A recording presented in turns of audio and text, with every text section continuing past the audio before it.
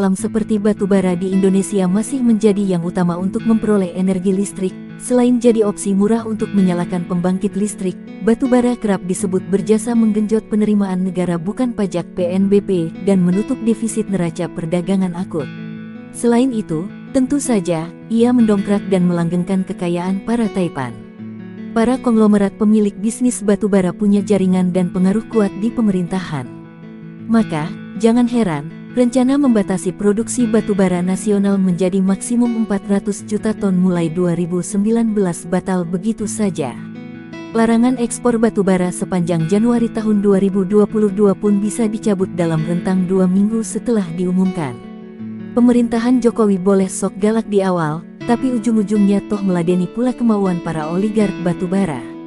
Per tahun 2020, setidaknya ada 5 induk usaha batu bara terbesar di Indonesia, diantaranya PT Bumi Resources yang dikendalikan keluarga Bakri, Grup Sinar Mas Mining milik keluarga Wijaya, PT Adaro Energi yang dikontrol bersama oleh keluarga Thohir serta keluarga Suryajaya dan kerabatnya, PT Indika Energi yang dikontrol keluarga Sutwikatmono, dan PT Bayan Resources yang dipimpin Lau Tuk Wong. Sementara itu badan usaha milik negara seperti Industri Pertambangan Mining Industri Indonesia, MINID, hanya duduk di posisi ke-6. Setiap induk itu menaungi berbagai perusahaan berbeda. Informasi ini didapat dengan menggabungkan data Kementerian Energi dan Sumber Daya Mineral, laporan tahunan, dan situs resmi berbagai perusahaan, arang, serta berita berbagai media massa. Ada setidaknya 8 oligark yang menguasai 6 induk usaha batu bara tersebut, diantaranya Abu Rizal Bakri, Fuganto Wijaya, Sandiaga Uno, Edwin Suryajaya, Garibaldi, Boy Thohir, Erick Thohir, Agus Lasmono, dan Lau Tuk Wong. Ada pula pebisnis batu bara yang jumlah produksi perusahaannya sebenarnya relatif kecil, tapi memiliki jaringan dan pengaruh kuat di lingkaran konglomerat, militer, politik, dan pemerintahan, seperti Prabowo Subianto yang menjabat sebagai Menteri Pertahanan periode tahun 2019 sampai tahun 2024 dan Luhut Binsar Panjaitan yang adalah Menteri Koordinator Bidang Kemaritiman dan Investasi pemerintahan Jokowi periode kedua. Selain mereka, memang ada Airlangga Hartarto, Surya Paloh, dan Heri Tanusudibjo, ketua umum 3 partai politik berbeda yang juga berbisnis arang. Namun, skala bisnis batu baranya terhitung kecil karena mereka lebih banyak memperkaya diri di sektor lain. Untuk Airlangga, meski menjabat Menteri Koordinator Bidang Perekonomian, ia tak memiliki jaringan militer kuat seperti Prabowo dan Luhut.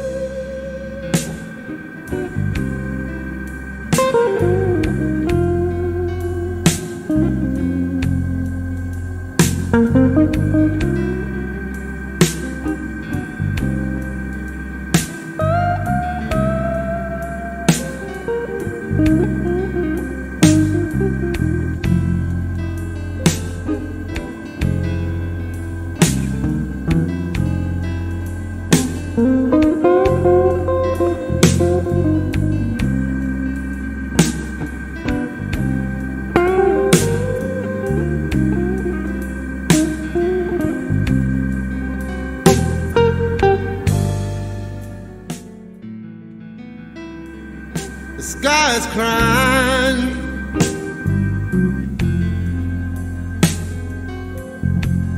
Can't you see the tears roll down the street?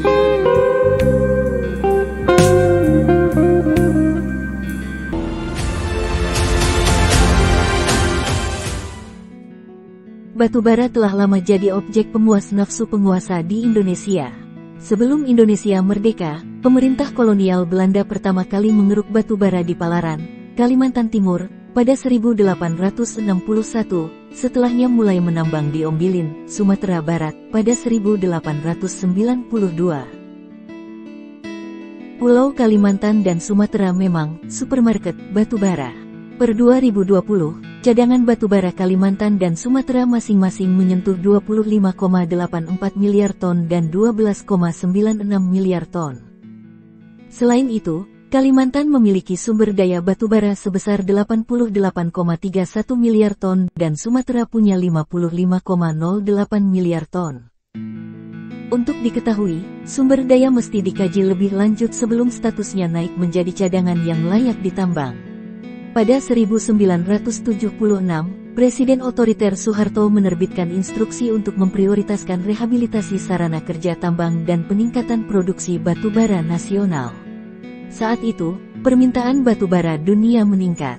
Ia dianggap bisa jadi sumber energi alternatif di tengah krisis minyak karena embargo negara-negara Arab pada 1973. Namun, bisnis batubara baru benar-benar memelesat sejak awal 1990-an, setelah Soeharto membuka kembali sektor pertambangan batubara Indonesia untuk investasi asing. Imbasnya, semua berlomba menggali lumbung. Produksi batubara Indonesia terus naik dari 13 juta ton pada 1991 hingga 606,7 juta ton pada 2021. Hingga 2021, ada 66 perusahaan batubara beroperasi dengan perjanjian karya pengusahaan pertambangan batubara PKP-2B, dan 1162 perusahaan dengan izin usaha pertambangan IUP. Batubara digunakan di dalam negeri untuk menghidupkan pembangkit listrik tenaga uap PLTU, dan mendorong laju industri. Ia pilihan murah untuk melistriki Indonesia. Per 2021, total kapasitas pembangkit listrik nasional menyentuh 74 gigawatt GW. 37 gigawatt diantaranya dari PLTU.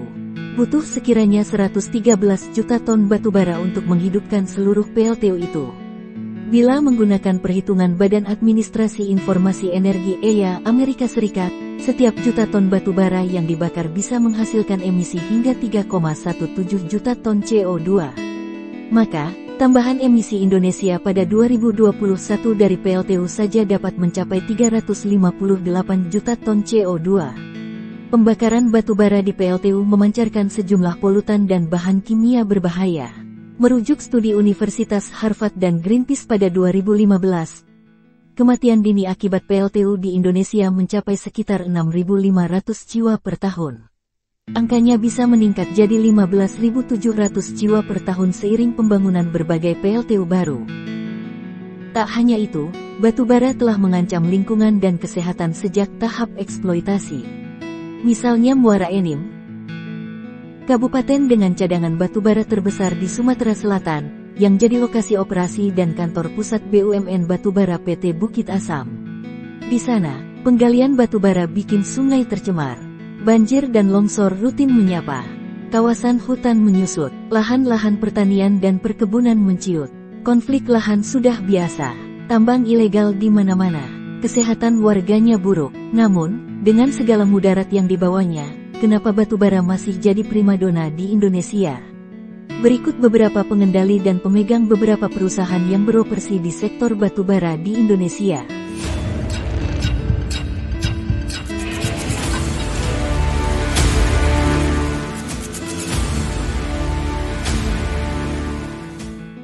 Luhut Binsar Panjaitan lahir pada tanggal 28 September tahun 1947 di Simargala, kampung kecil di Toba Samosir, Sumatera Utara. Luhut Panjaitan adalah anak sulung dari 5 bersaudara dari pasangan Bonar Panjaitan dan Siti Frida Naiborhu.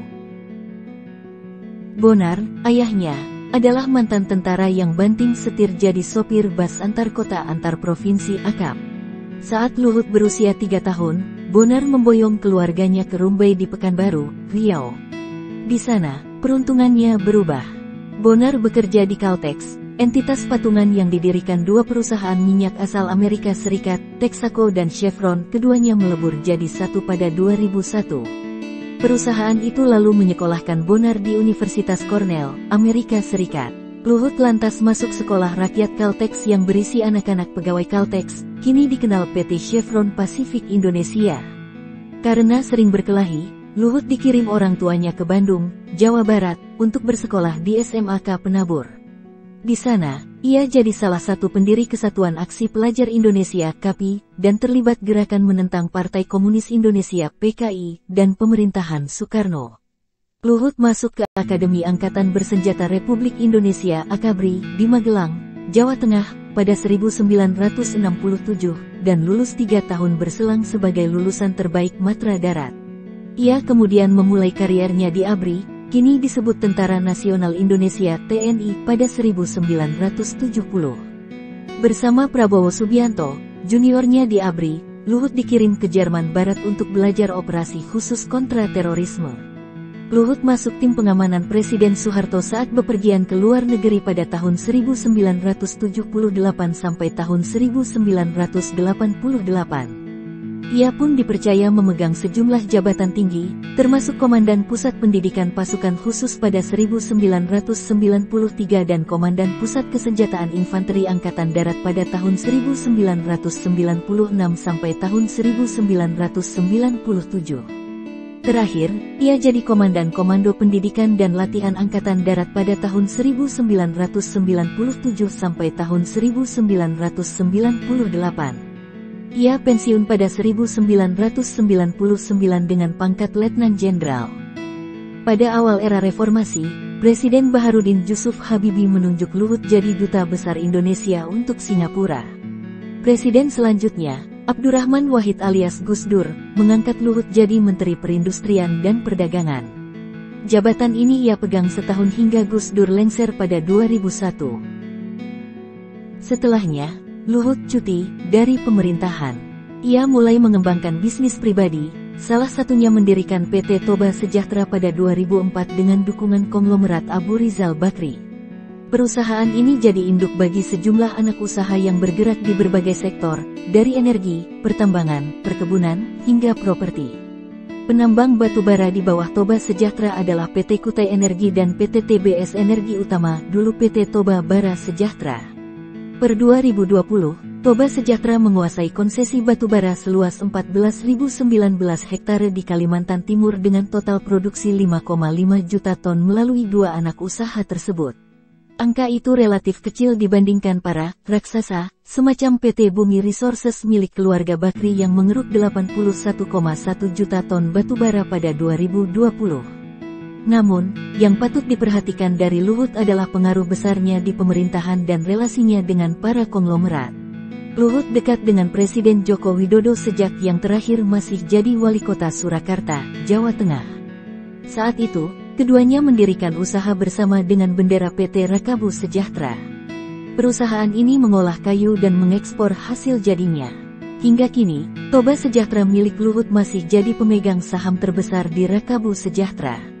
Putra bungsu Jokowi, Kaesang Pangarep, menjadi komisaris dan pemegang saham di Rakabu. Maka, wajar Luhut mundur dari Partai Golongan Karya Golkar untuk mendukung Jokowi di Pilpres 2014. Padahal, saat itu Luhut menjabat Ketua Dewan Pertimbangan Pimpinan Pusat Golkar. Pilihannya tepat, Jokowi menang dan jadi presiden. Sejak itu, Luhut memainkan peran penting di pemerintahan. Di periode pertama Jokowi sebagai presiden, Luhut semula ditempatkan Kepala Staf Kepresidenan pada 2014, lalu Menteri Koordinator Bidang Politik, Hukum, dan Keamanan pada 2015, kemudian menjabat Menteri Koordinator Bidang Kemaritiman sejak 2016. Jabatan yang terakhir memberinya kendali untuk mengawasi dan mengoordinasi 4 kementerian, Kementerian Energi dan Sumber Daya Mineral (ESDM), Kementerian Kelautan dan Perikanan (KKP), Kementerian Perhubungan, dan Kementerian Pariwisata. Setelah kembali menang di Pilpres 2019, Jokowi menunjuk Luhut sebagai Menteri Koordinator Bidang Kemaritiman dan Investasi. Jabatan baru ini membuat Luhut punya kewenangan mengoordinasikan 7 kementerian dan lembaga sekaligus. Selain 4 kementerian yang telah disebutkan sebelumnya, Kementerian Pekerjaan Umum dan Perumahan Rakyat, Kementerian Lingkungan Hidup dan Kehutanan, serta Badan Koordinasi Penanaman Modal kini berada di bawah pengawasannya. Urusan kemaritiman dan investasi terkesan tak berkaitan satu sama lain. Namun, keputusan menggabungkan keduanya di dalam satu kementerian sejalan dengan rekam jejak Luhut yang relatif berhasil menarik investasi dan menjaga hubungan dengan para investor dari luar negeri, termasuk dari Cina, Jepang, dan Amerika Serikat, di periode pertama Jokowi. Salah satu capaian yang kerap Luhut pamerkan adalah pembangunan kawasan industri terintegrasi berbasis nikel di Morowali, Sulawesi Tengah, dengan sokongan investor Cina. Luhut pun dipercaya memegang sejumlah posisi lain. Ia sempat jadi Menteri KKP pada akhir 2020 setelah Edi Prabowo, kroni Menteri Pertahanan Prabowo, dicinduk Komisi Pemberantasan Korupsi. Setelah pandemi COVID-19 merebak, Luhut diangkat jadi Wakil Ketua Komite Penanganan COVID-19 dan Pemulihan Ekonomi Nasional serta Koordinator Pemberlakuan Pembatasan Kegiatan Masyarakat (PPKM) Darurat untuk Pulau Jawa dan Bali. Selain itu, Luhut sekarang menjabat Ketua Tim Nasional Peningkatan Penggunaan Produksi Dalam Negeri, Ketua Gerakan Nasional Bangga Buatan Indonesia, dan bahkan Ketua Dewan Pengarah Tim Penyelamatan Danau Prioritas Nasional. Itu semua bikin Luhut dikenal sebagai Menteri Segala Urusan. Di lapangan, para wartawan kerap menyebutnya sebagai Perdana Menteri. Luhut terus meluaskan pengaruhnya di pemerintahan sembari membesarkan bisnisnya. Jabatannya sebagai Menteri Koordinator Bidang Kemaritiman dan Investasi, yang mengurus sektor energi dan pertambangan, jelas menimbulkan konflik kepentingan karena ia punya bisnis batubara dan pembangkit listrik melalui Toba Sejahtera. Jaringannya yang luas bikin bisnis Luhut aman. Ia menempatkan sejumlah kenalan dari lingkaran militer di berbagai perusahaannya. Misal, ada Sumardi dan mantan Menteri Agama Fahrul Razi di Dewan Komisaris Toba Sejahtera. Ada Sintong Panjaitan sebagai Komisaris PT Adimitra Baratama Nusantara, serta Suwaidi Marabesi sebagai Direktur Utama PT Trisensa Mineral Utama dan Direktur PT Kutai Energi. 3 perusahaan itu ada di bawah Toba Sejahtera. Sejawat Luhut juga tersebar di berbagai perusahaan batubara lain. Marsetio, pensiunan tentara yang kini jadi penasihat khusus bidang pertahanan dan keamanan Luhut, adalah Wakil Komisaris Utama PT Braukol Energi, perusahaan batubara di bawah Grup Sinar Mas Mining. Luhut kini Ketua Dewan Penasihat Golkar, dan kawan-kawan satu partainya pun rajin berbisnis, arang. Abu Rizal Bakri, Ketua Dewan Pembina Golkar, masih mengontrol PT Bumi Resources, induk usaha batubara terbesar di Indonesia. Ketua Umum Golkar Airlangga Hartarto, yang juga Menteri Koordinator Bidang Perekonomian, terafiliasi dengan 2 perusahaan batubara, PT Bara Hanyu Kapuas dan PT Multi Harapan Utama. Ada pula Tri Hanurita, kader Golkar anak konglomerat Sutwikatmono, adik sepupu mantan Presiden Soeharto. Tri adalah kakak dari Agus Lasmono yang menguasai PT Indika Energi, induk usaha batubara terbesar keempat di tanah air. Pandu Patria Sejahrir, keponakan Luhut yang jadi Direktur TBS Energi Utama, sekarang menjabat Ketua Umum Asosiasi Pertambangan Batubara Indonesia (APBI). Tak pelak, Luhut diduga punya pengaruh dalam merumuskan kebijakan pertambangan dan mengoordinasi para pebisnis batubara di pemerintah Jokowi.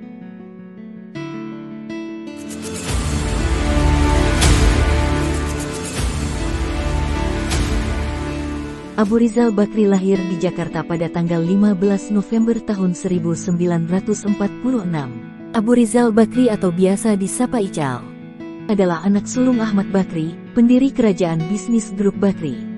Ical masuk usaha ayahnya pada 1972 dengan menjadi asisten Dewan Direksi PT Bakri dan Brothers, perusahaan induk di Grup Bakri.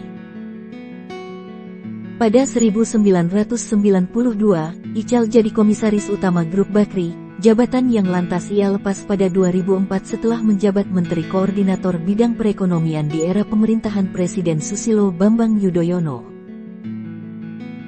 Grup Bakri mulai merambah bisnis batubara pada 2001, saat PT Bumi Resources mengakuisisi mayoritas saham PT Arutmin Indonesia, produsen batubara terbesar keempat di Indonesia. 2 tahun kemudian, perusahaan itu membeli 100% saham PT Kaltim Primakol, produsen arang nomor wahid di Nusantara. Bisnis batubara Grup Bakri moncer, hingga Ical dan keluarganya jadi yang terkaya di Indonesia pada 2007 menurut Forbes Asia, dengan total kekayaan 5,4 miliar dolar AS. Setahun berselang, Globe Asia menobatkan Ical sebagai orang paling tajir se-Asia Tenggara dengan kekayaan 9,2 miliar dolar AS. Namun, kejayaannya pudar tak lama berselang karena imbas krisis keuangan global tahun 2007 sampai tahun 2008. Harga saham PT Bumi Resources tercatat hanya Rp67 pada akhir Desember tahun 2021. Padahal, ia sempat menyentuh Rp8.750 pada Juni tahun 2008. Ini karena utang perusahaan menggunung, hingga keluarga Bakri mesti melepas sahamnya kepada para kreditur. Itu bagai deja vu. Grup Bakri sempat terlilit utang miliaran dolar AS gara-gara krisis keuangan Asia 1997. Saat itu, Ical dan keluarga terpaksa melepas mayoritas sahamnya di PT Bakri dan Brothers, hingga porsi kepemilikannya menciut dari 55% jadi hanya 2,5%. PT Bumi Resources saat ini masih menyandang status sebagai induk usaha batubara terbesar di Indonesia, dengan produksi mencapai 81,1 juta ton sepanjang 2020. Ical sudah tak aktif mengurus langsung perusahaan. Anindya Novian Bakri, anak sulung Ical, kini menjabat Direktur Utama PT Bakri dan Brothers, sementara Adika Nuraga Bakri, keponakan Ical, menjabat Direktur Utama dan Komisaris Utama PT Bumi Resources. Tak mungkin membahas Ical tanpa menyentuh Partai Golongan Karya Golkar. Ical sempat jadi Ketua Umum Golkar periode tahun 2014 sampai tahun 2019 dan kini Ketua Dewan Pembina tahun 2019 sampai tahun 2024. Sejumlah kader partai tersebut menempati posisi strategis di pemerintahan sembari menjaga jaringan bisnis batubaranya. Ketua Umum Golkar Airlangga Hartarto saat ini jadi Menteri Koordinator Bidang Perekonomian. Airlangga terafiliasi dengan dua perusahaan batubara, PT Bara Hanyu Kapuas dan PT Multi Harapan Utama. Reza Pribadi, anak konglomerat Henry Pribadi pendiri Napan Group tercatat sempat jadi komisaris dan menguasai secara tak langsung saham PT Multi Harapan Utama. Ketua Dewan Penasihat Golkar Luhut Binsar Panjaitan kini menjabat Menteri Koordinator Bidang Kemaritiman dan Investasi. Ia memiliki perusahaan batubara PT Toba Sejahtera. Keponakannya, Panduk P. Sejahrir, adalah Ketua Umum Asosiasi Pertambangan Batubara Indonesia (APBI). Selain itu, ada pula Tri Hanurita, kader Golkar anak konglomerat Sutwikatmono, adik sepupu mantan Presiden Soeharto. Ia kakak dari Agus Lasmono yang menguasai PT Indika Energi. Suami Tri adalah Mayor Jenderal TNI Purn Desano Indra Sakti, staf ahli bidang ekonomi Menteri Pertahanan Prabowo Subianto yang juga memiliki bisnis batubaranya sendiri. Grup Bakri dekat dengan grup Sinar Mas yang didirikan konglomerat EKC Peta Wijaya. Apalagi Nirwan Bakri, adik kandung Ical, disebut akrab dengan Franky Usman Wijaya, salah satu anak Eka. Setidaknya dalam satu dekade terakhir, grup Sinar Mas terlihat getol, menadahi aset-aset grup Bakri, termasuk aset properti, sawit, dan tambang, saat yang disebut terakhir sedang tersengal karena terjerat utang. Per 2020, Franky memiliki 0,7% saham PT Bumi Resources. Di sisi lain, Anindya sang putra mahkota grup Bakri dekat dengan Menteri Badan Usaha milik negara Erick Thohir, yang sempat jadi Direktur Utama TV One milik keluarga Bakri. Keduanya kini patungan mengakuisisi 51% saham Oxford United, klub sepak bola asal Inggris.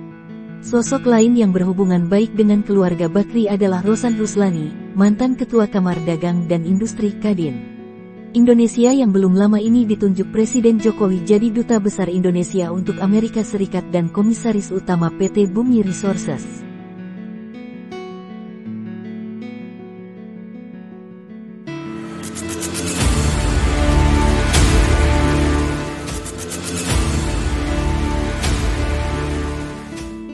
Fuganto Wijaya, lahir pada tanggal 29 Oktober tahun 1981, adalah anggota generasi ketiga keluarga konglomerat Wijaya. Kakeknya, Eka Cipta Wijaya, adalah pendiri kerajaan bisnis grup Sinar Mas yang meninggal pada Januari tahun 2019. Ayahnya, Indra Wijaya, adalah salah satu anak Eka dari pernikahannya dengan Trini Dewi Lasuki, yang banyak dipercaya sebagai istri pertama Eka. Tak ada yang tahu pasti jumlah istri, anak, dan cucu Eka Cipta Wijaya. Pada akhir 1990-an, ia diperkirakan memiliki setidaknya 8 istri dan lebih dari 40 anak. Pada akhir 2019, ada 12 cucu Eka yang terlibat langsung di bisnis keluarga, meski yang memiliki kontrol besar tak sampai 10, termasuk Fuganto. Grup Sinar Mas terbagi ke beberapa divisi utama. 4 anak Wijaya, Teguh Ganda, Indra, Mukhtar Wijaya, dan Franky Usman Wijaya, menangani divisi berbeda bersama putra-putrinya. Teguh mengurus bisnis kertas, Indra bersama Fuganto mengawasi usaha jasa keuangan dan pertambangan. Mukhtar mengontrol bidang properti. Franky memimpin sektor agrobisnis, telekomunikasi, dan energi. Kini Fuganto memimpin grup Sinar Mas Mining sebagai CEO. Di dalamnya ada Golden Energy and Resources Ltd. dan PT DSSE Energi Mas Utama, dua induk besar bagi setidaknya 39 perusahaan yang memiliki konsesi dan atau memproduksi batu bara di Indonesia dan Australia. Selain itu, ada PT Braukol Energy, yang anak usahanya PT Braukol adalah produsen batu bara terbesar ke-6 di Indonesia. Secara total, produksi arang, grup pertambangan Sinar Mas mencapai 60 juta ton pada 2020. Mereka adalah induk usaha batubara terbesar kedua di Nusantara. Selain menjadi CEO grup Sinar Mas Mining, Fuganto memegang posisi penting di sejumlah perusahaan dalam grup. Ia adalah Chairman Eksekutif Golden Energy and Resources Ltd, Komisaris Utama PT Roundel Capital Indonesia, Komisaris PT Golden Energy Mines dan PT Borneo Indobara.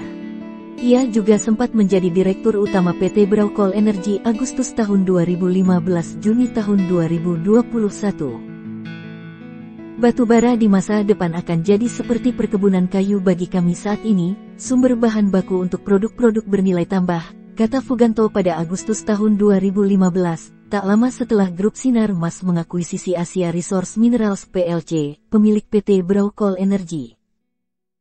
Asia Resource Minerals PLC sebelumnya bernama Bumi PLC dan juga dimiliki grup Bakri.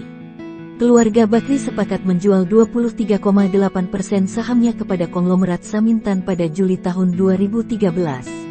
Grup Bakri lantas membeli 29,2% saham PT Bumi Resources induk usaha batubara terbesar di Indonesia yang dimiliki Asia Resource Minerals PLC pada Maret tahun 2014. Sejak itu, PT Bumi resmi bercerai dengan perusahaan yang berbasis di Inggris itu. Grup Sinar Mas punya hubungan khusus dengan grup Bakri. Nirwan Bakri, adik kandung Abu Rizal Bakri, disebut akrab dengan Franky, salah satu anak Eka. Per 2020, Franky memiliki 0,7% saham PT Bumi Resources. Grup Sinar Mas menempatkan orang-orang berpengaruh di berbagai posisi strategis di sejumlah perusahaan di dalamnya. Gandhi Sulistianto, yang memiliki hubungan baik dengan Gibran Rakabuming Raka dan Kaesang Pangarep. Kedua putra Presiden Joko Widodo, sempat jadi Managing Direktur Grup Sinar Mas dan Komisaris Utama PT Braukol Energy. Ia ditunjuk Jokowi jadi Duta Besar Indonesia untuk Korea Selatan. Selain itu, ada tokoh berlatar belakang militer. Suwandi, Direktur Utama PT Braukol Energy dan PT Borneo Indobara, lama berkarir di TNI Angkatan Darat.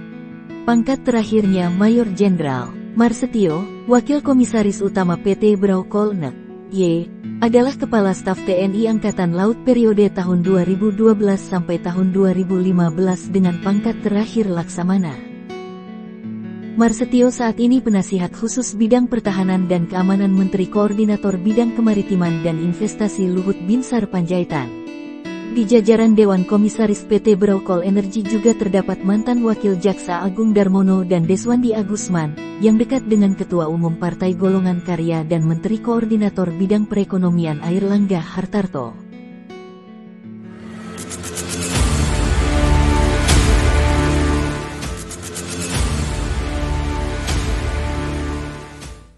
Prabowo Subianto Joyo Hadikusumo lahir di Jakarta pada tanggal 17 Oktober tahun 1951.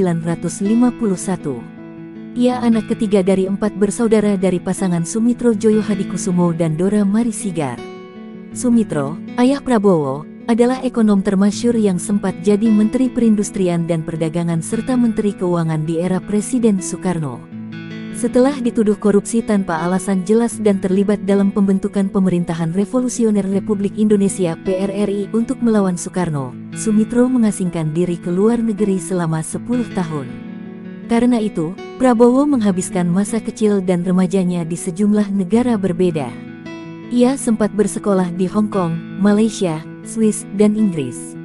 Ia baru kembali ke Indonesia pada usia 16 tahun bersama keluarganya, setelah Soekarno tumbang dan Soeharto naik tahta dan memulai rezim Orde Baru. Prabowo masuk Akademi Angkatan Bersenjata Republik Indonesia (AKABRI) di Magelang, Jawa Tengah, pada 1970 dan lulus pada 1974. Di sana, ia seangkatan dengan mantan Presiden Susilo Bambang Yudhoyono (SBY) yang lulus duluan pada 1973. Prabowo disebut telat lulus karena sempat tinggal kelas setelah kedapatan memukuli SBY. Pada 1974, Prabowo memulai perjalanannya di ABRI, kini disebut Tentara Nasional Indonesia (TNI). Kariernya cemerlang. Ia segera bergabung dalam Komando Pasukan Sandi Yuda Kopasanda, satuan elit yang merupakan cikal bakal Komando Pasukan Khusus Kopassus. Ia jadi bagian dari tim intelijen Nanggala yang dikirim ke Timor Timur, kini Timor Leste. Sepulang dari Timor Timur, Prabowo dan seniornya Luhut Binsar Panjaitan dikirim ke Jerman Barat untuk belajar operasi khusus kontra terorisme. Syahdan, keduanya mendirikan dan memimpin Kesatuan Anti-Teror Detasemen 81 Kopasanda pada 1983. Luhut jadi komandan, sementara Prabowo jadi wakilnya. Setelah kembali dari Jerman Barat, Prabowo tak hanya mendapat jabatan baru, tapi juga pacar baru. Ia adalah Siti Hediati Haryadi alias Titik, putri kedua Presiden Soeharto. Saat itu Titik masih kuliah di Fakultas Ekonomi Universitas Indonesia. Ia adalah mahasiswi Sumitro, ayah Prabowo. Mereka menikah pada tanggal 8 Mei tahun 1983. Sejak itu, Prabowo resmi masuk ke keluarga cendana. Perlahan tapi pasti, Prabowo terus menaiki tangga karir ABRI. Ia menjabat Komandan Jenderal Kopassus sejak Desember tahun 1995 hingga Maret tahun 1998. Pada saat-saat akhir memimpin Kopassus, Prabowo menugaskan tim Mawar menculik sejumlah aktivis pro-demokrasi dengan dalih mencegah rangkaian teror jelang pelantikan kembali Soeharto sebagai presiden pada Maret tahun 1998. Prabowo lantas naik pangkat jadi Letnan Jenderal Bintang 3 dan ditunjuk jadi Panglima Komando Cadangan Strategis Angkatan Darat Kostrad. Jabatan ini tak lama ia pegang. Setelah Soeharto mengundurkan diri pada tanggal 21 Mei tahun 1998, Baharudin Jusuf Habibie diangkat jadi presiden. Hanya sehari berselang, Habibie meminta Panglima ABRI Wiranto untuk mencopot Prabowo dari posisinya setelah mendengar kabar soal pergerakan diam-diam pasukan Kostrad untuk melancarkan kudeta.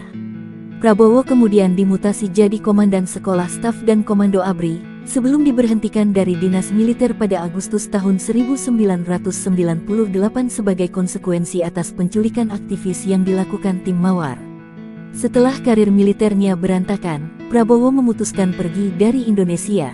Ia sempat tinggal di Yordania, Jerman, dan Malaysia, sebelum kembali ke tanah air pada 2000. Sejak itu, ia mengembangkan bisnisnya di dalam negeri, sembari menekuni hobi berkuda. Mulanya, Prabowo mendirikan Nusantara Energi bersama Johan Teguh Sugianto dan Wijono Harjanto pada 2001. Perusahaan itu menjadi induk bagi berbagai bisnis Prabowo, termasuk di sektor perkebunan dan pertambangan. Ia juga mengambil alih perusahaan bubur kertas PT Kiani Kertas milik pengusaha Muhammad Bob Hasan pada 2003 dan mengubah namanya menjadi PT Kertas Nusantara. Kelompok usaha Prabowo kemudian lebih dikenal sebagai Grup Nusantara. Bisnis grup ini terus berkembang biak, termasuk usaha batubaranya. Per Februari tahun 2019, Grup Nusantara setidaknya menguasai lahan batubara seluas 62.753 hektar di Kalimantan Timur melalui sejumlah anak usahanya, entah PT Tambang Brokol, PT Kaltim Nusantara Kol, atau PT Nusantara Santan Kol. Data terkait jumlah perusahaan batubara di bawah Grup Nusantara dan total produksinya tak tersedia bagi publik. Grup Nusantara sempat bersengketa dengan Churchill Mining, perusahaan tambang asal Inggris, terkait kontrol lahan batubara di Kutai Timur, Kalimantan Timur. Mulanya, Grup Nusantara memegang izin usaha pertambangan IUP eksplorasi untuk 6 wilayah di sana. IUP itu satu persatu kedaluarsa dari Maret tahun 2006 hingga Maret tahun 2007. Induk usaha Prabowo itu tak berniat memperpanjangnya. Karena itu, perusahaan lain dibolehkan masuk. Kelompok usaha lokal Grup Ritlatama berhasil mendapat IUP untuk 4 dari 6 wilayah tersebut dan menggandeng Churchill untuk menggarapnya. Churchill membeli kontrol 75% atas 4 wilayah itu dan mendanai seluruh eksplorasi. Selesai eksplorasi, Churchill mengumumkan pada Mei tahun 2008 bahwa 4 wilayah itu memiliki cadangan batubara sekitar 3 miliar ton, menjadikannya aset batubara terbesar ke-7 di dunia. Tak lama berselang, Bupati Kutai Timur saat itu, Isran Nur, mencabut izin Ritlatama dan Churchill serta memperpanjang izin Grup Nusantara. Perlu diketahui, Prabowo adalah pendukung politik dan kolega Isran. Kasus ini dibawa ke meja hijau, tapi Churchill selalu kalah, termasuk di Mahkamah Agung pada 2012 dan di Forum Arbitrase International Center for Settlement of Investment Disputes (ICSID) pada 2016 dan 2019. Nama Prabowo ada dalam dokumen Paradise Papers yang diinvestigasi Konsorsium Jurnalis Investigasi Internasional (ICIJ). Laporan ICIJ yang dirilis pada 2017 menunjukkan Prabowo adalah Direktur Nusantara Energi yang terdaftar di Suaka Pajak Bermuda pada tahun 2001 sampai tahun 2004. Indikasinya, Prabowo berupaya menghindari pajak di dalam negeri melalui perusahaannya itu. Tak hanya mengembangkan kerajaan bisnis, Prabowo perlahan membangun kekuatan politiknya setelah pulang dari luar negeri.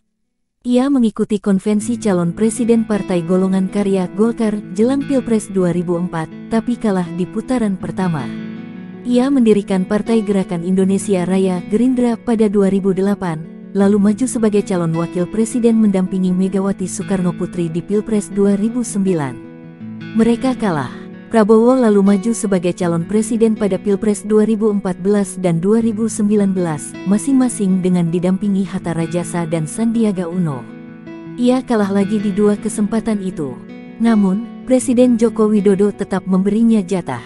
Ia ditunjuk jadi Menteri Pertahanan periode tahun 2019 sampai tahun 2024. Bisa dikatakan, Prabowo berhasil membangun jaringan kuat di lingkaran militer, bisnis, dan politik. Luhut Panjaitan, seniornya, kini menjabat Menteri Koordinator Bidang Kemaritiman dan Investasi. Luhut pun memiliki perusahaan batubara PT Toba Sejahtera. Ada pula Desano Indra Sakti, pensiunan tentara yang kini jadi staf ahli bidang ekonomi Prabowo. Desano adalah suami dari Tri Hanurita. Tri adalah kakak dari Agus Lasmono yang menguasai perusahaan batubara PT Indika Energi. Agus dan Tri adalah anak konglomerat Sutwikatmono, adik sepupu Soeharto. Anthony Salim alias Liem Hong Sin, putra bungsu konglomerat Liem Sioe Liong yang dikenal sebagai kroni Soeharto, juga sempat menaruh uang di bisnis batubara Prabowo.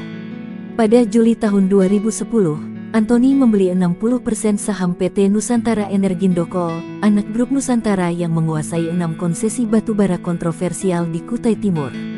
Sandiaga Uno, yang kini menjabat Menteri Pariwisata dan Ekonomi Kreatif, juga aktif di Partai Gerindra sebagai Wakil Ketua Dewan Pembina. Prabowo jadi Ketua Dewan Pembinanya. Sandiaga ikut memiliki perusahaan batubara PT Adaro Energi, yang dipimpin pengusaha Garibaldi, Boy Thohir, kakak dari Menteri BUMN Erick Thohir.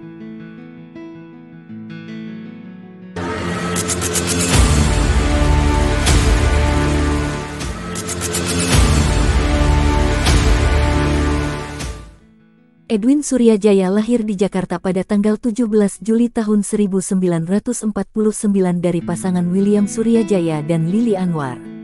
Ayahnya adalah konglomerat yang mendirikan grup Astra pada 1957 dengan PT Astra International sebagai induknya. Edwin bergabung ke Astra pada 1978 hingga akhirnya dipercaya menjadi wakil direktur utama. Namun, jabatan itu terpaksa ia lepas pada 1993 setelah keluarganya kehilangan kendali atas Astra. Semua gara-gara Edward Suryajaya, kakak Edwin alias anak sulung William. Edward melepas jabatan sebagai direktur PT Astra Grapia, salah satu anak usaha Astra, lalu mendirikan Suma International Ltd. Pada 1979, ia mengakuisisi Bank Agung Asia pada 1988, kemudian mengubah namanya menjadi Bank Suma. Ia agresif membelanjakan triliunan rupiah untuk ekspansi grup Suma. Tata kelola yang buruk membuat Bank Suma terjerat kredit macet hingga 1,2 triliun rupiah dan utang 500 miliar rupiah, hingga terpaksa dilikuidasi pada Desember tahun 1992. William turun tangan mengambil alih kepemilikan Bank Suma, menjaminkan kepemilikan sahamnya di Astra, dan akhirnya menjual 100 juta dari 242 juta lembar saham Astra dengan harga miring untuk membantu melunasi kewajiban Bank Suma kepada para nasabah. Astra menekan perjanjian restrukturisasi utang pada 1999. Perusahaan investasi Jardine Cycle dan Karyage Ltd. kemudian mengambil kendali Astra secara bertahap mulai 2000. Saat periode serba sulit itu, Edwin bertemu Sandiaga Uno yang juga kesulitan keuangan setelah perusahaan tempatnya bekerja di Kanada kolaps. Pada 1998, mereka sepakat mengembangkan perusahaan investasi bernama PT Saratoga Investama Sedaya. Bisnis mereka maju. Pada 2002, Saratoga mulai berinvestasi di grup Adaro yang kini dipimpin Garibaldi, Boy Thohir, kakak dari Menteri BUMN Erick Thohir. Pada akhir 2020, Edwin memiliki 65,82% saham langsung dan tidak langsung serta menjabat sebagai komisaris utama di Saratoga yang mengontrol Adaro Energy. Edwin pun memiliki 3,29% saham langsung dan jadi komisaris utama di Adaro Energy. Adaro Energy jadi seperti anak usaha tak resmi Astra. Perusahaan ini dikuasai para mantan petinggi Astra atau mereka yang terafiliasi dengan keluarga Suryajaya. Sandi, yang masih punya 21,51% saham langsung di Saratoga per 2020, adalah anak didik William yang pernah berguru langsung pada si konglomerat saat bekerja di Bank Suma pada awal 1990-an. Joyce Suryajaya Kerr, adik Edwin, adalah komisaris Saratoga. Sementara Michael William Suryajaya, anak Edwin, kini menjadi direktur utama Saratoga. Boy Thohir, pemilik 6,18% saham langsung dan direktur utama Adaro Energy, adalah anak dari Teddy Thohir yang dididik dan pernah menjadi direktur di Astra. Theodore Permadi Rahmat, keponakan William dan sepupu Edwin, sekarang punya 2,54% saham langsung dan menjadi wakil komisaris utama Adaro Energy. Christian Ariano Rahmat, anak TP Rahmat, adalah wakil direktur utama Adaro Energy. Arini Subianto, pemilik 0,25% saham langsung dan komisaris Adaro Energy, adalah anak Beni Subianto yang juga mantan eksekutif Astra. Adaro Energy tak bebas dari masalah. Perusahaan ini diduga menggunakan anak-anak usahanya di Singapura dan Mauritius untuk mengalihkan keuntungan dan menghindari membayar pajak di Indonesia. Imbasnya, Indonesia diperkirakan kehilangan pemasukan pajak sebesar 125 juta dolar AS pada periode tahun 2009 sampai tahun 2017.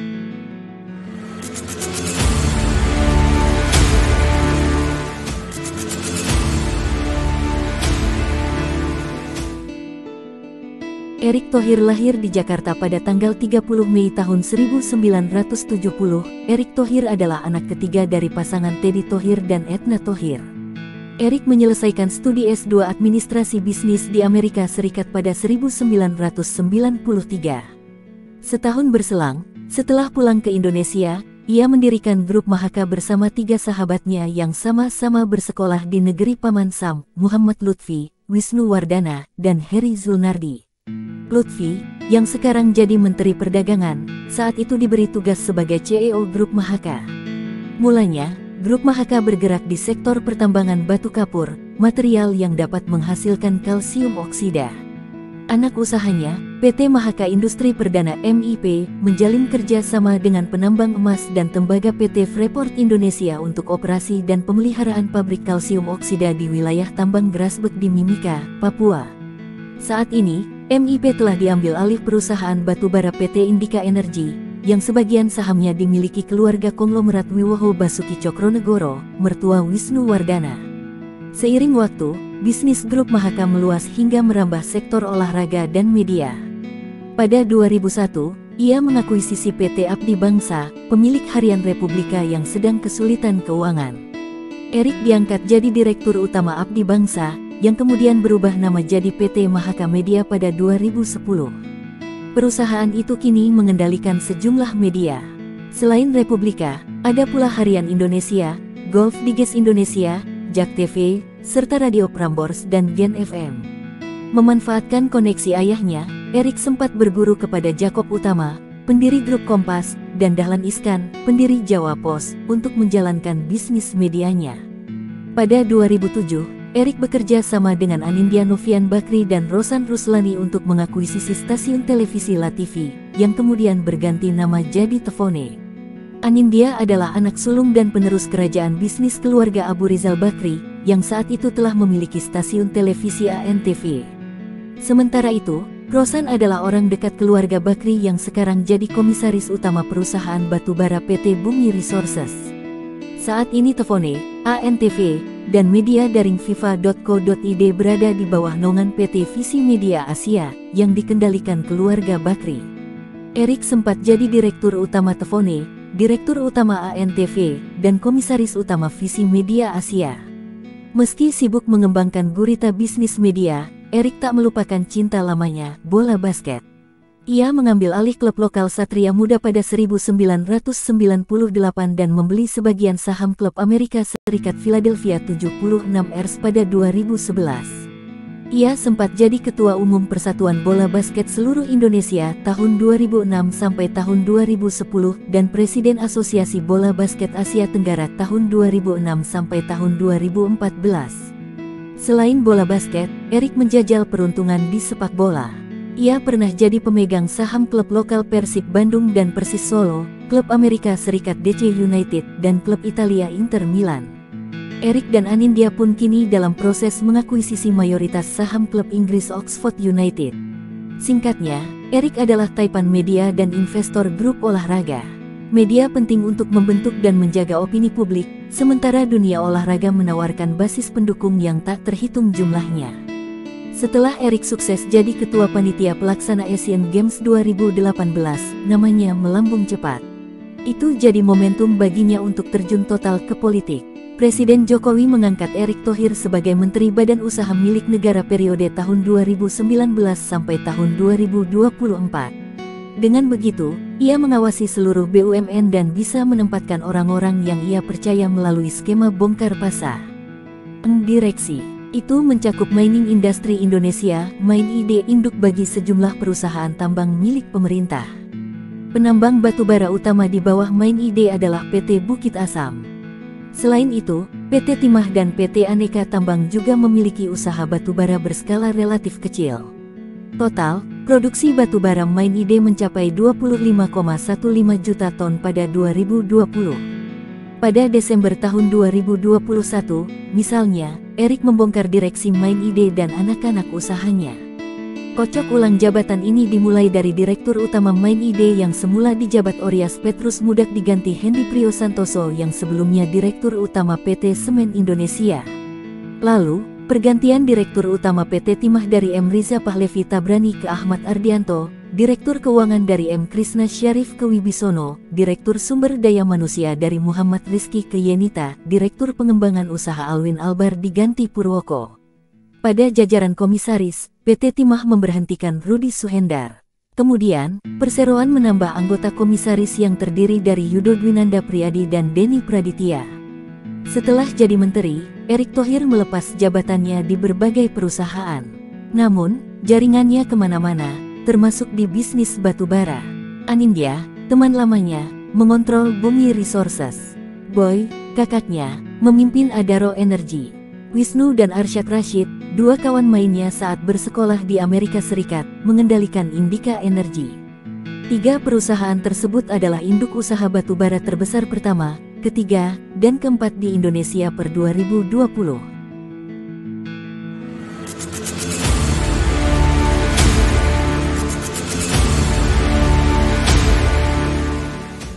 Garibaldi, Boy Thohir lahir di Jakarta pada tanggal 1 Mei tahun 1965.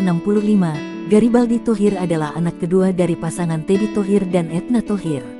Kakaknya, Hireka Vitaya atau biasa dipanggil Rika, adalah pendiri perusahaan desain interior Interni Asia.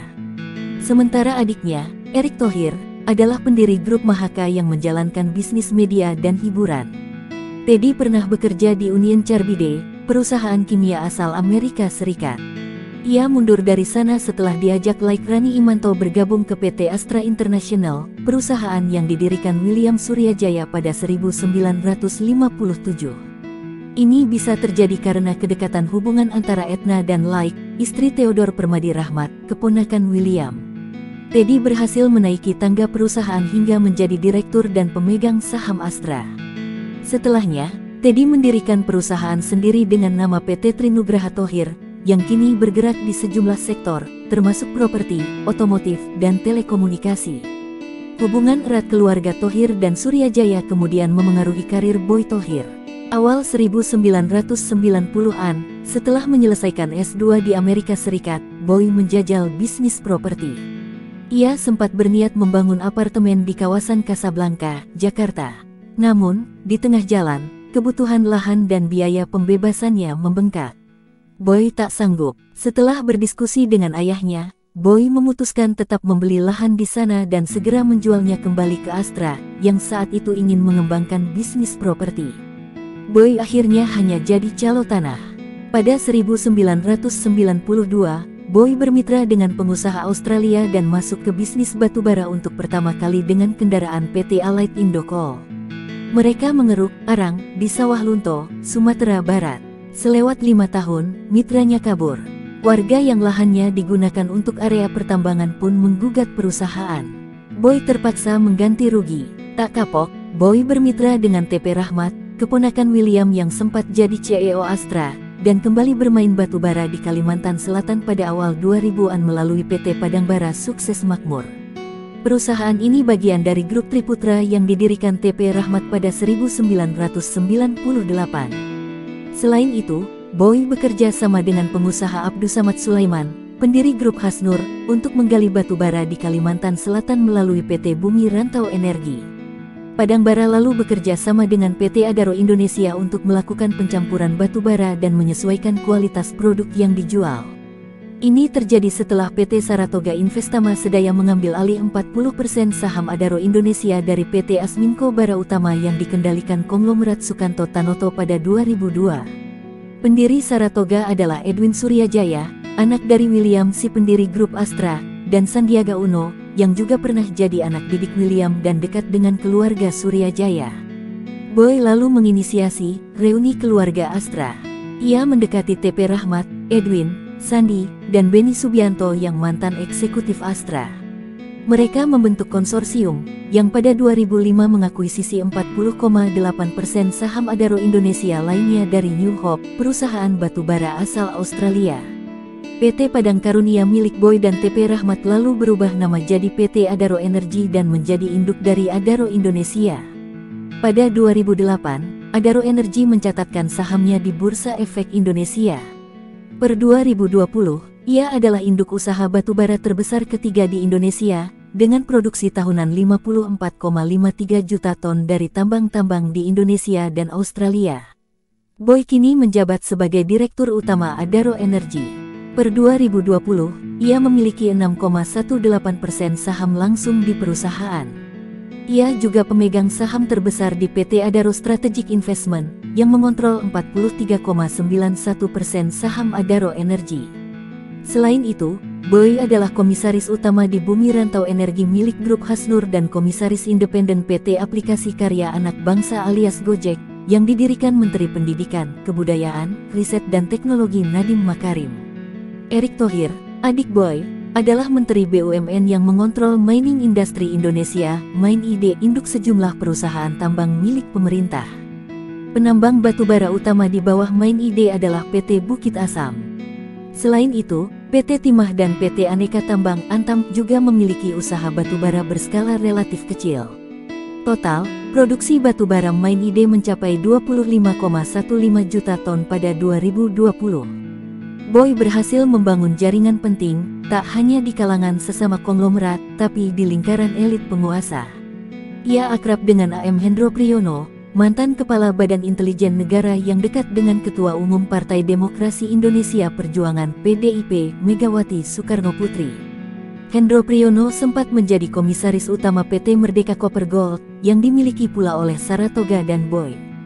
Selain itu, Boy membangun hubungan dengan Presiden Joko Widodo sejak yang terakhir masih menjabat sebagai Wali Kota Surakarta, Jawa Tengah, pada 2011, seperti tertulis di buku Self-Disruption 2018 karya Renal Kasali.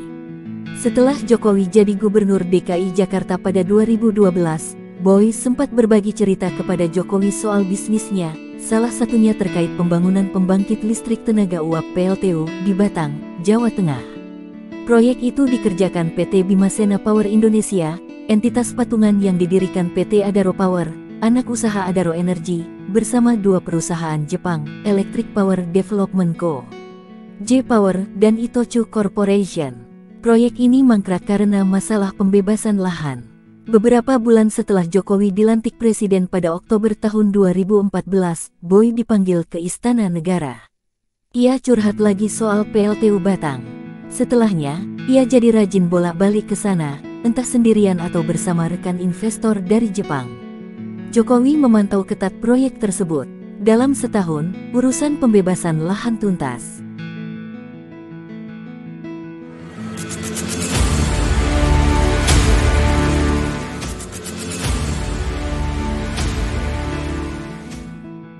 Agus Lasmono lahir di Jakarta pada tanggal 6 April tahun 1972.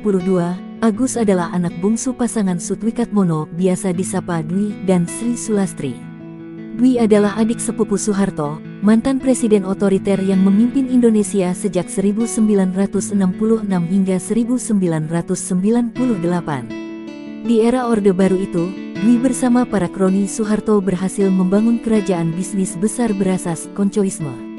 Pada 1967, pendiri Bank Sentral Asia (BCA), Liem Sioe Leong menghampiri Soeharto dan meminta rekomendasi seorang pribumi yang bisa jadi rekan bisnisnya. Ini untuk memudahkan Liem mencari pinjaman bank berjumlah besar, sesuatu yang sulit dilakukannya sendiri karena kala itu masih berstatus warga negara asing. Soeharto mengusulkan nama Dwi. Liem setuju. Bersama dengan Dwi, Johar Sutanto, dan Ibrahim Rizjat, Liem membangun gurita bisnisnya. Kelompok ini kemudian dikenal sebagai Empat Serangkai. Mereka berusaha di berbagai sektor. Pada 1969, mereka mendirikan PT Bogasari, kini PT Bogasari Flour Mills, yang mendapat hak monopoli untuk distribusi tepung terigu dari Badan Urusan Logistik Bulog. Mereka juga membesarkan perusahaan ekspor-impor PT Waringin Kencana, perusahaan semen PT Distinct Indonesia Semen Enterprise, Cikal Bakal Group Indosemen, dan perusahaan makanan ringan PT Panganjaya Intikusuma Cikal Bakal Group Indofood. Dwi berperan penting menjembatani urusan Empat Serangkai dengan pemerintah, termasuk memudahkan perizinan. Selain itu, Dwi mengembangkan jaringan bisnis lain bersama sejumlah mitra berbeda. Bersama kakak adik Beni Suherman dan Bambang Sutrisno, Dwi sempat menguasai seluruh jalur distribusi impor film di era Orde Baru melalui PT Subtan Film. Dwi dan Beni membangun grup Subentra yang bergerak di berbagai sektor, termasuk di film melalui jaringan Cineplex 21 dan di perbankan melalui Bank Subentra. Dwi dan Bambang juga mengembangkan jaringan swalayan Golden Truly dan Bank Surya. Bersama Henry Pribadi, konglomerat pendiri grup Napan, Dwi mendirikan stasiun televisi SCTV pada 1989. Halimah Agustina Kamil, istri Bambang Trihatmojo yang anak Soeharto, serta dua pengusaha yang dekat dengan keluarga Cendana, Aziz Mochtar dan Peter Gonta, pernah memiliki saham pula di SCTV. Krisis moneter tahun 1997 sampai tahun 1998 menghajar bisnis Dwi. Bank Subentra dan Bank Surya bangkrut. Ia mesti melepas kepemilikan Cineplex 21 kepada Beni dan Haris Lasmana, rekan bisnis lainnya. Sejumlah perusahaan Dwi lalu melebur ke grup Indika yang didirikan Agus Lasmono, anaknya, bersama Arsyad Rashid pada 1995. Agus dan Arsyad telah berkawan sejak keduanya bersekolah di Universitas Pepperdine, Amerika Serikat. Setelahnya, Agus memimpin kebangkitan bisnis keluarganya dengan bendera grup Indika. Mulanya, grup Indika bergerak di bidang multimedia dan informatika. Ia masuk ke bisnis batubara setelah anak usahanya, PT Indika Energy, mengambil alih PT Kideko Jaya Agung pada 2004. Indika Energy didirikan pada 2000 oleh Agus, Arsyad, dan Wisnu Wardana, sesama lulusan Universitas Pepperdine. Lama-kelamaan, bisnis perusahaan kian besar. Pada 2012, Indika Energy mengambil alih dua perusahaan batubara lain, PT Multi Tambang Jaya Utama, dan PT Mitra Energi Agung. Total produksi arang Indika Energy mencapai 34,3 juta ton pada 2020, menjadikannya induk usaha batubara terbesar keempat di Indonesia. Tak hanya mengeruk batu bara, Indika Energy juga bermain di bisnis pembangkit listrik dan jasa pertambangan. PT Mahaka Industri Perdana MIP, salah satu anak usahanya, bekerja sama dengan penambang emas dan tembaga PT Freeport Indonesia untuk operasi dan pemeliharaan pabrik kalsium oksida di wilayah tambang Grasberg di Mimika, Papua. MIP sebelumnya dimiliki grup Mahaka, yang didirikan Wisnu bersama 3 sahabatnya, Erick Thohir, Muhammad Lutfi, dan Heri Zulnardi. Erick, yang kini jadi Menteri BUMN, adalah kawan main Arsyad saat sama-sama bersekolah di Amerika Serikat. Per 2020, Indika Energy dikendalikan oleh 2 keluarga konglomerat. Melalui PT Indika Inti Investindo, Agus mengontrol 37,79% saham Indika Energy. Sementara itu, melalui PT Teladan Resources, keluarga Wiwoho Basuki Cokronegoro memegang 30,65%. Wiwoho adalah mertua Wisnu, yang sempat jadi manajer kampanye Agus Harimurti Yudhoyono dan Silviana Murni pada Pilkada DKI Jakarta 2017. Agus kini menjabat komisaris utama di Indika Energy dan Net TV, stasiun televisi yang ia dirikan pada 2013 bersama Wisnu Tama Kusubandio, mantan Menteri Pariwisata dan Ekonomi Kreatif. Arsyad, kawannya, jadi direktur utama dan representasi keluarga Agus di Indika Energy. Arsyad terpilih jadi Ketua Umum Kamar Dagang dan Industri Kadin Indonesia periode tahun 2021 sampai tahun 2026. Tri Hanurita, kakak Agus, adalah politisi Partai Golongan Karya Golkar yang sempat jadi anggota Komisi 7 DPR, komisi yang menangani masalah energi dan sumber daya mineral. Suami Tri adalah Mayor Jenderal TNI Purn Desano Indra Sakti, staf ahli bidang ekonomi Menteri Pertahanan Prabowo Subianto yang juga memiliki bisnis batu baranya sendiri.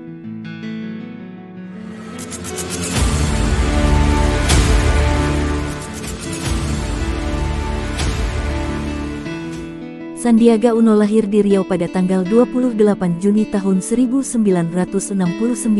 Sandiaga adalah anak bungsu dari 2 bersaudara. Ayahnya, Razif Halik Uno, sempat bekerja di Caltex, entitas patungan yang didirikan 2 perusahaan minyak asal Amerika Serikat, Texaco dan Chevron. Keduanya melebur jadi satu pada 2001. Ibunya, Rahmini Rahman atau dikenal Min Uno, adalah pengusaha yang masuk daftar 99 wanita paling berpengaruh di Indonesia versi majalah Globe Asia pada 2007. Sandi lulus S1 Administrasi Bisnis dari Universitas Wichita State, Amerika Serikat, pada 1990. Ia lantas kerja selama setahun di Bank Suma milik keluarga konglomerat William Suryajaya, sembari berguru pada si pendiri grup Astra. Ia mendapat beasiswa S2 jurusan yang sama pada 1991 di Universitas George Washington, dan lulus 2 tahun berselang. Setelahnya ia bekerja di sejumlah perusahaan di Singapura dan Kanada. Kehidupan Sandi penuh privilese hingga 1997 saat krisis keuangan melanda dunia dan memaksa perusahaan tempatnya bekerja gulung tikar. Sandi kembali ke Indonesia dengan tangan hampa, lalu mendirikan perusahaan keuangan PT Recapital Advisors bersama Rosan Ruslani, sahabatnya sejak bersekolah di SMA Pangudi Luhur. Pada 1998, Sandi diajak Edwin Suryajaya, salah satu putra William, membantu memuluskan investasi sebuah perusahaan asing di Indonesia. Transaksi beres, kemudian membuka jalan bagi Sandi bergabung sepenuhnya bersama Edwin dalam mengembangkan perusahaan investasi PT Saratoga Investama Sedaya. Perusahaan ini telah berdiri sejak 1991, tapi baru aktif 7 tahun berselang. Bisnis Sandi maju pesat. Pada 2002, Saratoga mulai berinvestasi di grup Adaro yang kini dipimpin Garibaldi, Boy Thohir, kakak dari Menteri Badan Usaha milik negara Erick Thohir. Per 2020, kepemilikan Saratoga di PT Adaro Energi Induk Usaha Batubara Grup Adaro tercatat menyentuh 58,46%, baik secara langsung maupun tak langsung. Pada tahun yang sama, Adaro Energi telah menjadi induk usaha batubara terbesar ketiga di Indonesia, dengan produksi tahunan 54,53 juta ton dari tambang-tambang di Indonesia dan Australia.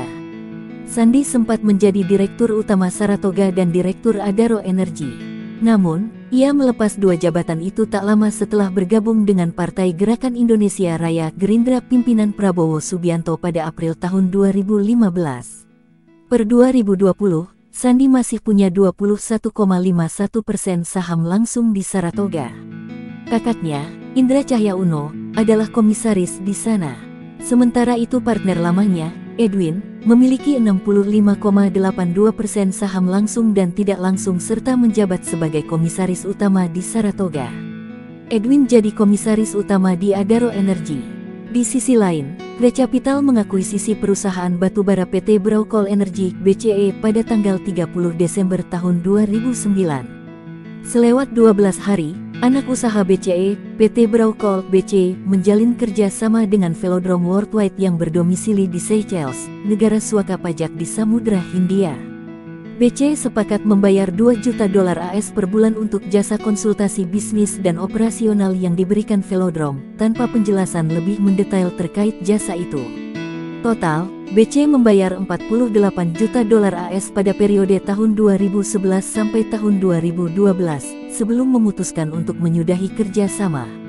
Berdasarkan hasil investigasi Panama Papers yang dirilis Konsorsium Jurnalis Investigasi Internasional ICIJ pada 2016, Sandi adalah pemegang saham dan direktur tunggal Velodrome sejak Oktober tahun 2007 hingga Mei tahun 2009. Setelahnya, posisi Sandi digantikan Eng Sun Kai, pengacara asal Singapura yang masih terkait dengan Sandi. Sandi juga menjabat anggota Dewan Komisaris PT Braucol sejak Maret tahun 2010 hingga Juni tahun 2013. Sementara itu karibnya, Rosan, adalah Direktur Utama BC sejak Agustus tahun 2010 hingga Maret tahun 2013. Karena itu, mereka memegang kontrol langsung atas BC saat perusahaan itu melakukan pembayaran jutaan dolar AS yang tak jelas kepada Velodrome. Dari sana, muncul dugaan Sandi merupakan penerima manfaat akhir dari transaksi mencurigakan antara PT Braucol dan Velodrome. Pada Desember tahun 2011, mayoritas saham BCE diambil alih Bumi PLC, saat itu dimiliki bersama oleh keluarga Bakri, konglomerat Samintan, pengusaha ternama asal Inggris Nathaniel Rothschild, dan Recapital. Bumi PLC lantas berganti nama jadi Asia Resource Minerals PLC pada Desember tahun 2013, lalu diakuisisi oleh grup Sinar Mas pada Agustus tahun 2015. Nama Sandi mencuat di panggung politik saat bertarung bersama Anies Baswedan dalam Pilkada DKI Jakarta 2017. Mereka menang. Namun, baru setahun menjadi wakil gubernur, Sandi mundur demi mendampingi Prabowo terjun ke Pilpres 2019. Mereka kalah, tapi tetap dapat jatah. Prabowo jadi Menteri Pertahanan sejak akhir 2019, sementara Sandi jadi Menteri Pariwisata dan Ekonomi Kreatif sejak akhir 2020. Kini, Sandi menjabat Wakil Ketua Dewan Pembina Partai Gerindra, yang masih dipimpin Prabowo. Sama seperti Sandi, Prabowo memiliki bisnis batubaranya sendiri melalui Grup Nusantara.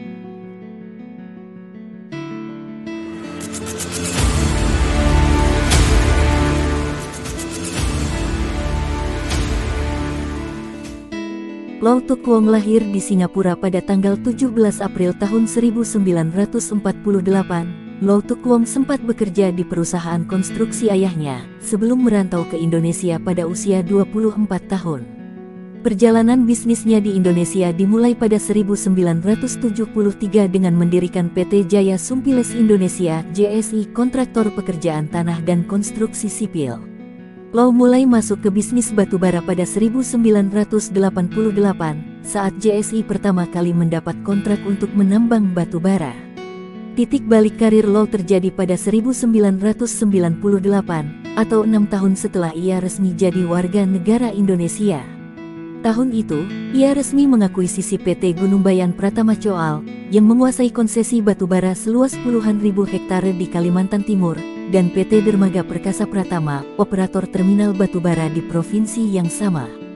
Setelahnya, Lau kembali mengambil alih kepemilikan sejumlah perusahaan batubara, termasuk membeli 5% saham PT Kideko Jaya Agung dari Samtan, perusahaan Korea Selatan yang kini berganti nama jadi ST International, pada awal 2000-an. Pada 2004, Lau mendirikan PT Bayan Resources, yang lantas menjadi induk bagi berbagai perusahaan di grup Bayan. Pada 2017, Low melepas 5% sahamnya di Kideko kepada PT Indika Energy, perusahaan batubara yang dikuasai pengusaha Agus Lasmono, kerabat mantan Presiden Soeharto, bersama keluarga konglomerat Wiwoho Basuki Cokronegoro. Namun, bisnis batubara Low tetap maju pesat.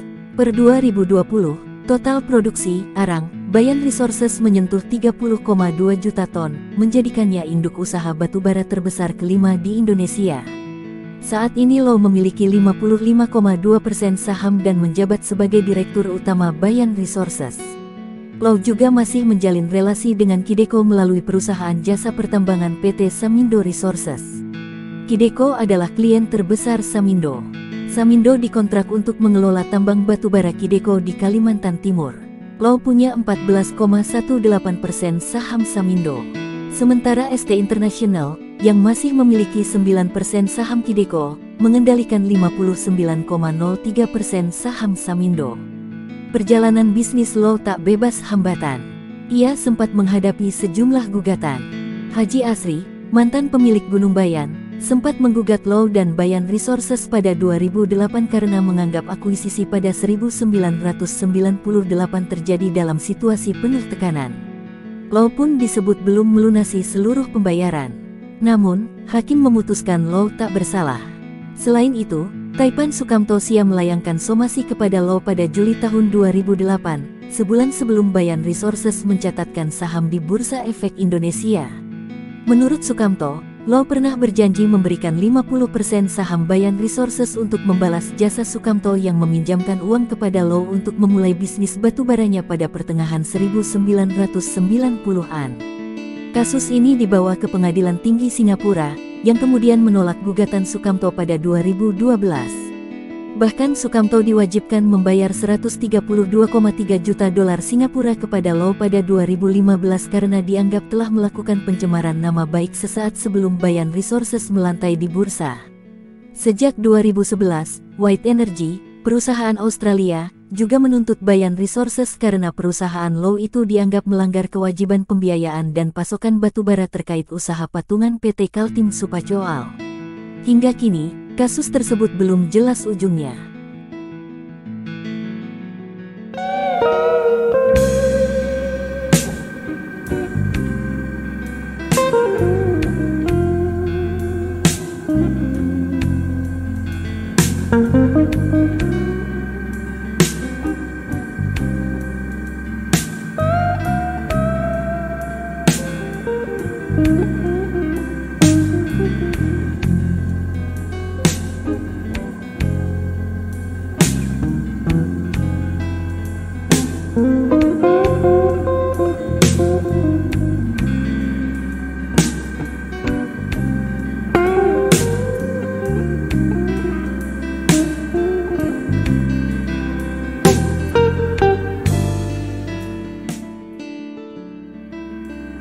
The sky is crying.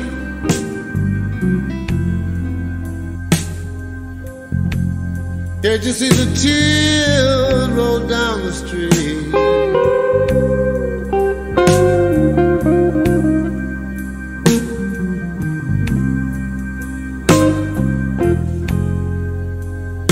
The sky is crying.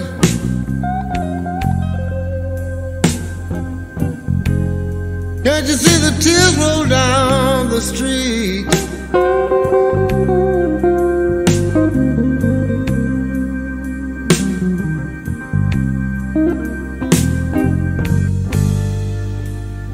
Well, I've been looking for my baby, and I wonder, where can she be?